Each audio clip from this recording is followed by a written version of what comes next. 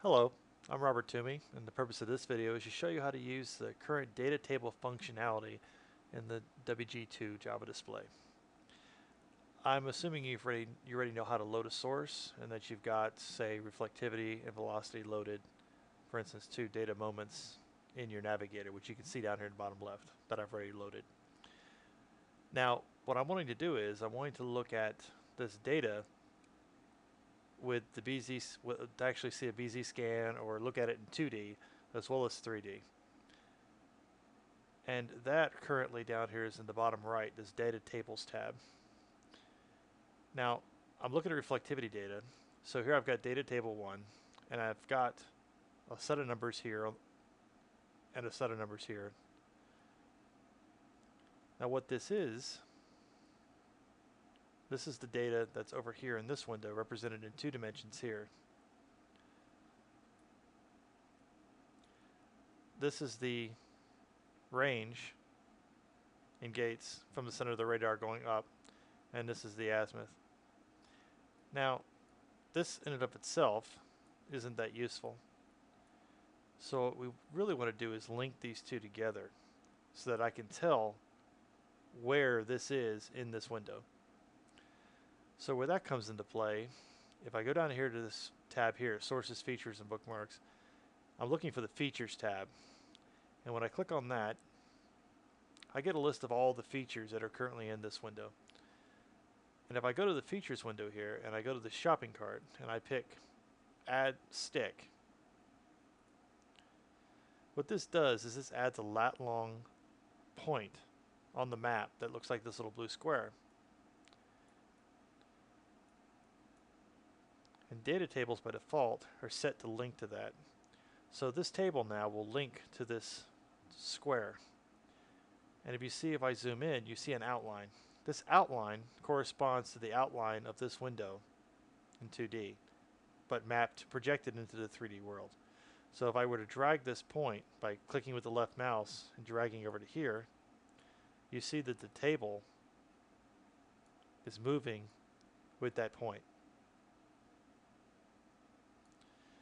And I can navigate forward and back in time, and it will attempt to keep the data linked to that point. Now, why this is interesting is that if I shift products back and forth, the table will stay synchronized to that point. But the nice thing about data tables is that you can actually, in this top right of the data table, there's a button here that says Add New Chart. You can add another chart. So now I've got 2 charts, which, by itself, not that big a deal.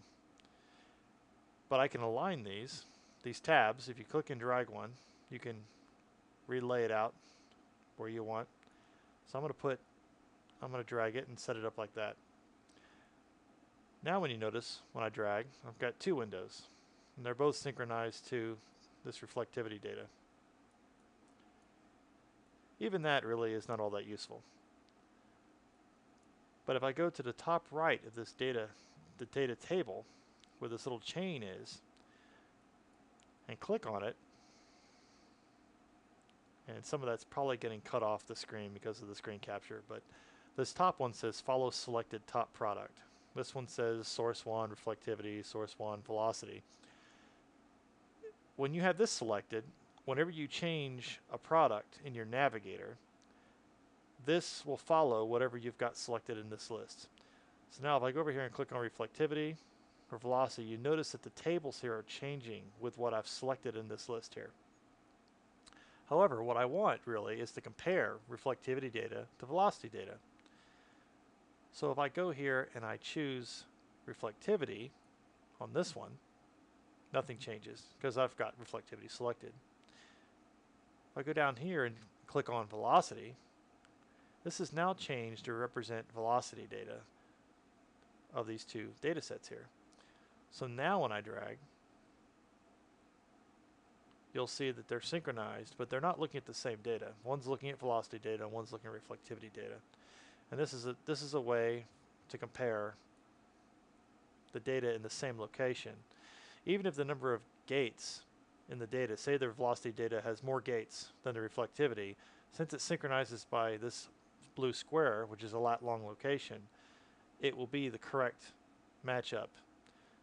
This works really well too. For instance, you could have satellite as one of your data sources and have reflectivity, and then synchronize between a reflectivity in one window and a satellite image in the other, and it would show you the corresponding data locations of both, which is pretty useful.